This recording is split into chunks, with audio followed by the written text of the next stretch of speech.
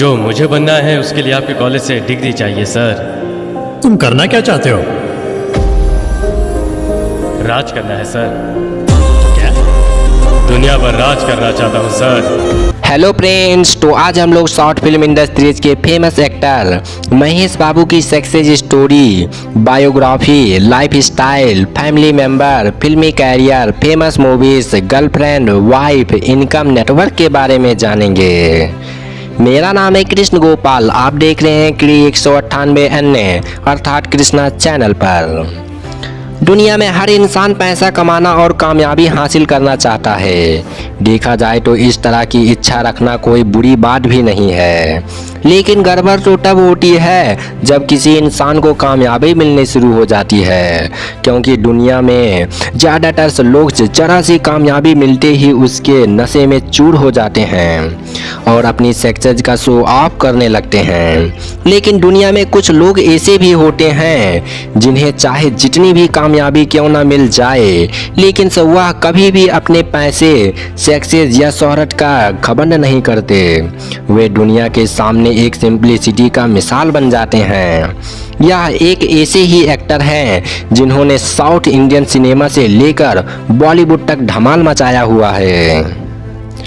लोग इन्हें प्यार से प्रिंस ऑफ टॉलीवुड भी कहते हैं। यह साउथ के मोस्ट हैंडसम एक्टर में से एक हैं। इनकी पर्सनालिटी, सिंपलिसिटी और से फॉर्मल ड्रेसिंग का आकर्षण अलग ही लेवल पर है। इनकी स्माइल आज भी सबसे क्यूटेस्ट स्माइल में गिनी जाती है। यह न्यू जनरेशन के ऐसे सुपरस्टार हैं जिनकी फीमेल के बीच सबसे ज़्यादा फैन फॉलोइंग है। महेश बाबू एक ऐसे स्टार हैं जिनके न केवल लोग एक्टिंग के कायल हैं, बल्कि उनका लुक भी लोगों को बहुत पसंद है। आज इनका क्रेज नेक्स्ट लेवल पर है। यह तेलुगु के हाईएस्ट पेड एक्टर में से एक हैं। आज महेश बाबू जिस भी पोजीशन पर हैं, वहां तक पहुंचने के लिए इनको बहुत स्ट्रगल करना पड़ा। महेश बाबू का पहला डेब्यू शानदार रहता था, इसके बाद भी इनको लगातार फेलियर मिलता रहा, लेकिन हार नहीं माने और बार बार कोशिश करते रहे। इन्हीं हार्ड वर्क और बार बार कोशिश करने की वजह से आज साउथ फिल्म इंडस्ट्रीज के हाईएस्ट पेड एक्टर में से एक बन गए हैं। तो आइए मेरे प्यारे दोस्त, महेश बाबू के लाइफ स्टोरी को शुरू करते हैं। महेश बाबू का जन्म 9 अगस्त 1975 को चेन्नई में हुआ है। यह अपने माता पिता के 5 बच्चों में से चौथे नंबर की संतान है। महेश बाबू का रियल नाम महेश घट्टम नेनी है। इसे भी और से नामों से भी जाना जाता है, जैसे नानी, प्रिंस, सुपरस्टार महेश बाबू इत्यादि नामों से भी जाना जाता है। महेश बाबू के पिता का नाम कृष्ण घट्टम नेनी, जो तेलुगु फिल्म के मशहूर अभिनेता हैं, जिन्होंने 350 से भी ज़्यादा तेलुगु फिल्मों में काम किया है। इन्हें 2009 में पद्म भूषण अवार्ड से सम्मानित भी किया गया। इनकी माता का नाम इंदिरा देवी है और सौतेली माँ का नाम विजया निर्मला है। हम महेश बाबू के बड़े भाई का नाम रमेश बाबू और बड़ी बहनों का नाम पद्मावती, मंजुला स्वरूप है, जबकि छोटी बहन का नाम प्रियदर्शनी है।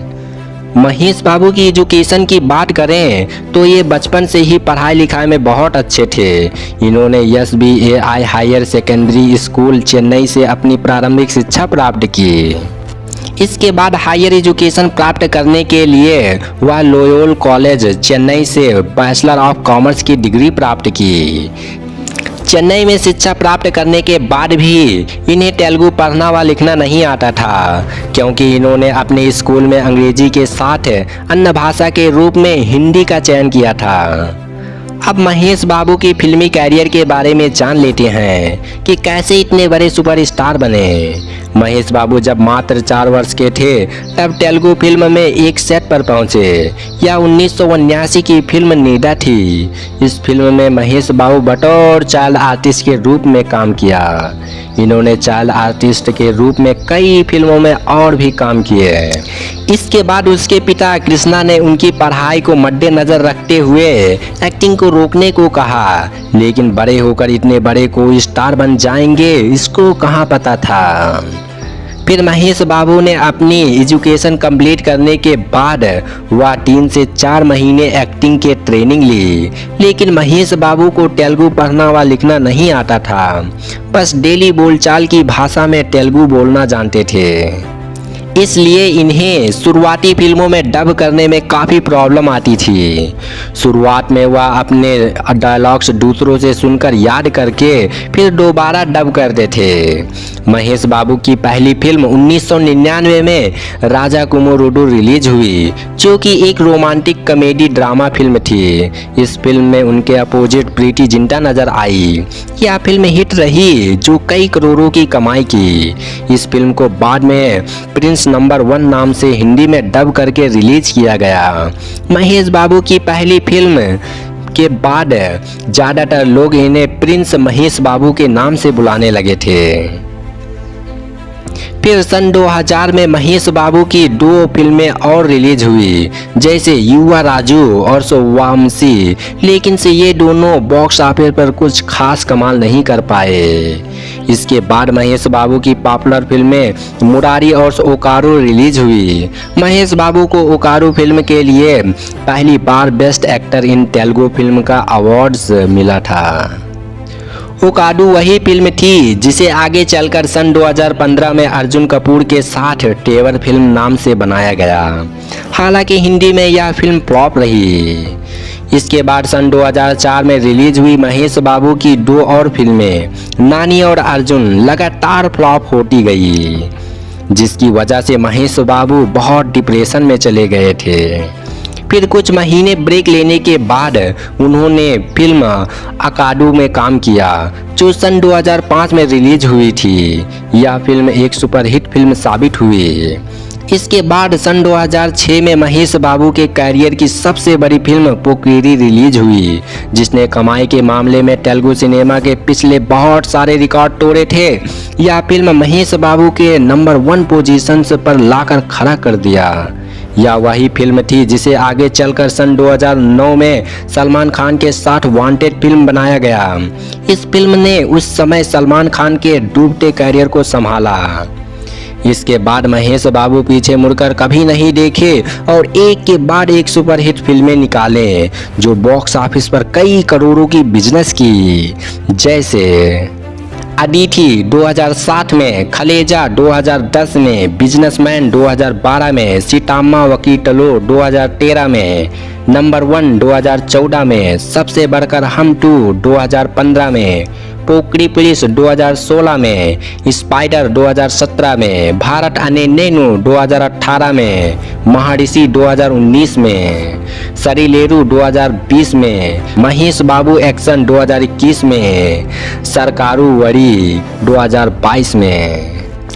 अब महेश बाबू की इनकम नेटवर्क के बारे में जान लेते हैं।